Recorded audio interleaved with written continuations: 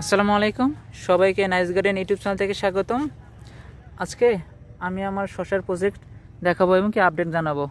এটা হচ্ছে আমার বীজপাতা কোম্পানির গ্রিনপিটি শসা, মানে গ্রিনপিটি জাত। তো আজকে আমি প্রথম হারভেস্ট করেছি। আমার যদিও হারভেস্ট করতে একটু সময় লেগেছে, বেশি 40 দিনে আমি প্রথম হারভেস্ট করেছি। অনেকে নাকি 34 দিন 35 দিনে হারভেস্ট করে, তো আমার একটু সময় বেশি লাগছে। আচ্ছা লাগুক, ব্যাপার না, কিন্তু আমার জালিগুলো টিকে আছে, মোটামুটি সব জালি টিকে আছে বলতে গেলে।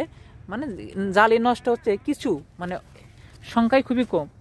যে জালিগুলো আছে যদি এইগুলোই টেকে, আমি গাছ প্রতি 3 থেকে 4 কেজি শশা পাবো মিনিমাম। দেখেন এইখানে দেখেন প্রত্যেকটা জালি টিকে আছে, তবে একটু সমস্যা হচ্ছে, বাঁকা হচ্ছে, মানে খাদ্য নিতে পারতেছে না।